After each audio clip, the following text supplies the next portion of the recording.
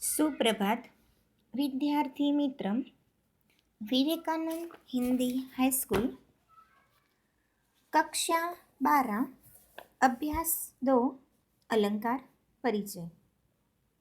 विद्यार्थी मित्रों, हमने कक्षा 11 में भी उपमा, उत्प्रेक्षा, रूपक एवं अतिशयोक्ति इन अलंकारों को हम पढ़ चुके हैं। अब यहाँ 12वीं में हमें और 4 अलंकार पढ़ने हैं। एक श्लेष, दूसरा व्यासस्तुति, तीसरा विरोध और चौथा अर्थांतर न्यास। तो सबसे पहले श्लेष अलंकार देखते हैं। अलंकार अलंकार यानी कि शोभा बढ़ाने वाला। जैसे कोई स्त्री गहने पहने हुए हो और गहनों से उसके अलंकार से उसकी शोभा बढ़ जाती है, वैसे यहाँ पर भी किसी वाक्य की सुंदरता के लिए, किसी वस्तु की सुंदरता के लिए अलंकार का भी होना आवश्यक है। तो सबसे पहले श्लेष। तो श्लेष अलंकार में उसका लक्षण देखते हैं कि श्लेषः सवाक्ये एकस्मिन् यथार्थेनार्थता भवेतः। यानी कि उसका अर्थ होता है कि जहाँ एक ही वाक्य में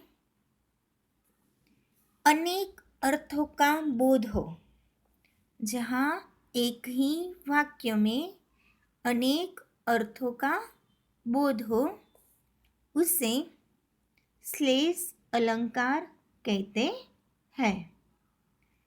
तो यहाँ पे देखते हैं कि एक ही वाक्य में अनेक, तो उसके लिए हम उदाहरण देखते हैं कि केशवं पतितं दृष्टवा, केशवं पतितः दृष्टवा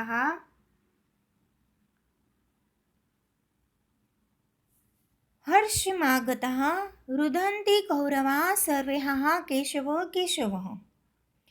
केशवं पतितं दृष्ट्वा पांडवाः हर्षमागतः रुदन्ति कौरवाः सर्वे केशवो केशवः। अब वाक्य तो एक ही है यहाँ पे, लेकिन एक ही वाक्य में उसके दो अर्थ यानी कि अनेक अर्थों का बोध है। तो देखते हैं क्या है। तो सबसे पहले केशव, केशव यानी कि कृष्ण। तो कृष्ण को, केशव का अर्थ है कृष्ण। गिरा हुआ देखकर, पतितम, पतितम यानी कि नीचे गिरना। तो केशव को यानी कि कृष्ण को गिरा हुआ देखकर पांडवा हर्षमागतः।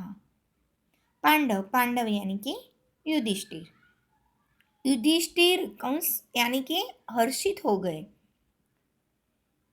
सभी कौरव, रुदन्ति कौरवाः सर्वे केशव केशव।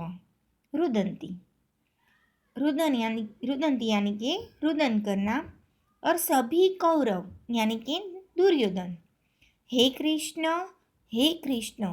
केशव, केशव यानी कि कृष्ण। हे कृष्ण, हे कृष्ण कहते हुए रुदन करने लगे।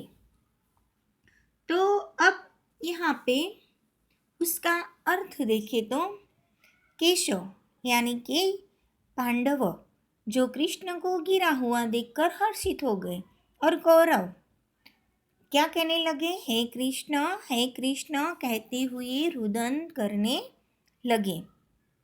अब इस श्लोक में केशव, केशव, पांडवा एवं कौरवा, इन 3 पदों के दो अर्थ हैं। कौन कौन से? तो उनमें से एक अर्थ और श्लोक ऊपरी श्लोक में वर्णित है। एक श्लोक, जो श्लोक पढ़ते ही हमें पता चल जाता है कि उसका अर्थ क्या है। यानी कि केशव को नीचे गिरा हुआ देखकर पांडव यानी कि युधिष्ठिर हर्षित हो गए, और सभी कौरव यानी कि दुर्योधन हे कृष्ण कहते हुए रुदन करने लगे। उसका पहला अर्थ है। और द्वितीय अर्थ, अब उसका द्वितीय अर्थ क्या है तो देखते हैं उसका दूसरा अर्थ। तो श्लोक का दूसरा अर्थ है जल में गिरे हुए शव, अर्थात कि शवम शव। दूसरा अर्थ उसका क्या होता है? केशवम शव। शव यानी कि हम सब जानते हैं कि शवम अर्थात शव यानी कि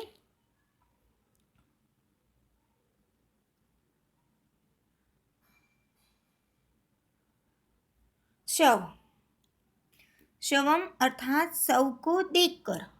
समस्त पांडवा अर्थात समस्त पांडवा अर्थात मछलियाँ। पांडव का दूसरा अर्थ है मछलियाँ। हर्षित हो गई। तो शव को पानी में गिरते हुए देखकर सारी मछलियाँ हर्षित हो गई तथा समस्त कौरवाः अर्थात कौरवाः उसका दूसरा अर्थ कौन सा किया है? उसका दूसरा अर्थ किया है कौरवाः अर्थात कौवे। तो यहाँ पे समस्त कौरवाः अर्थात कौरवे। कौवे अरे रे शव पानी में गिर गया यह कहते हुए रुदन करने लगे। अब देखो, जब शव पानी में गिर गया तो मछलियाँ हर्षित हो गई, लेकिन जब शव यानी कि किसी की मृत्यु हो जाने के बाद उसकी जो डेड बॉडी है उसको शव कहते हैं। तो दूसरी तरफ शव को पानी में गिरते हुए देखकर कौवे क्या करने लगे? रुदन करने लगे। तो यहाँ पे एक ही श्लोक के हमने दो अर्थ देखे। यहाँ केशवम यानी कृष्ण को एवं के शवम यानी के जल में गिरे हुए शव को यानी के पांडवा। और पांडव एवं द्वितीय अर्थ, और पांडवों का दूसरा अर्थ मछलियाँ। और कौरव यानी कि कौरव एवं उसका दूसरा अर्थ है कौवा। इस प्रकार एक ही शब्द के दो अर्थ हैं। दो प्रकार के अर्थों के कारण यहाँ क्या हुआ? ऐसे दो प्रकार के अर्थों के कारण चमत्कृति सर्जित होती है। यानी कि यहाँ पे श्लेष अलंकार बनता है, क्योंकि यहाँ एक ही शब्द के अनेक अर्थ का बोध होता है, इसलिए यहाँ श्लेष अलंकार बनता है। अर्थात जहाँ एक ही वाक्य में अनेक अर्थों का बोध हो वो श्लेष अलंकार होता है। अब हम दूसरे वीडियो में व्यास स्तुति अलंकार पढ़ेंगे। तब तक अस्तु।